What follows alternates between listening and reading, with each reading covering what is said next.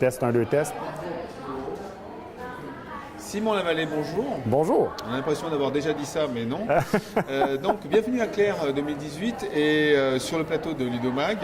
Nous allons parler de Scolab, une entreprise qui a un produit qui s'appelle NetMath, qui est utilisé en mathématiques un peu partout dans le monde et notamment donc, au Canada.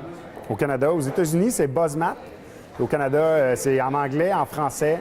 C'est de plus en plus utilisé. Les enseignants aiment ça. Ça leur donne une flexibilité d'utilisation pour adapter le numérique dans leur classe. Ça leur permet de sauver du temps, d'avoir tout de suite accès à qui a fait les activités mathématiques. Les élèves, ça leur donne un aspect ludique dans leur apprentissage des mathématiques. Souvent, ils aiment ça. C'est disponible sur iPad, donc ils peuvent diversifier le papier-crayon, d'aller sur le numérique pour faire des devoirs de mathématiques. Ça allège un peu. Alors, on parle de quel niveau d'études?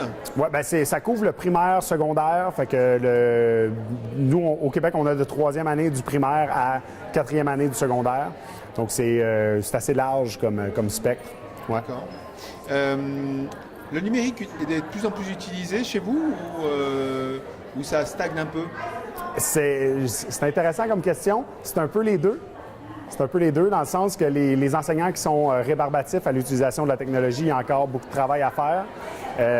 Puis d'un autre côté, les gens qui utilisaient la technologie l'utilisent de façon de plus en plus diversifiée, de plus en plus poussée. On a des classes qui sont en communication avec des classes en France, au Québec, ce qui ne se faisait pas dans les années passées. Donc, il y a comme une espèce de fossé qui se crée en ce moment. Puis, moi, au fond, une partie de mon travail, c'est d'aller accompagner les enseignants qui n'ont pas encore fait le passage pour leur montrer qu'il y a moyen de mettre un petit pied du côté du numérique, d'utiliser les tableaux interactifs de façon différente pour ludifier l'enseignement, puis que c'est pas si sorcier.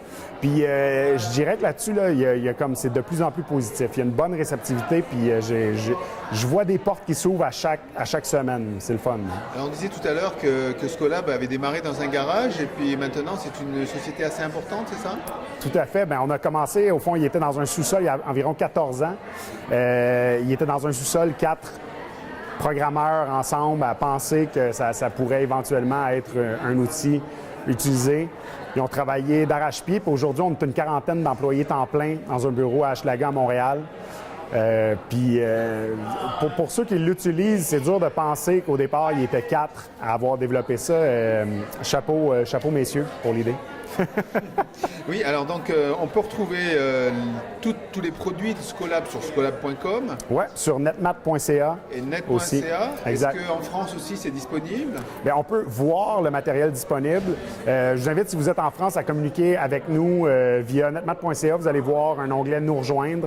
Il y a certains enseignants avec qui on collabore en France. Étant donné que le curriculum n'est pas le même, il y a une petite adaptation à faire, mais on aime ça, voir un peu comment ça peut être utilisé en France.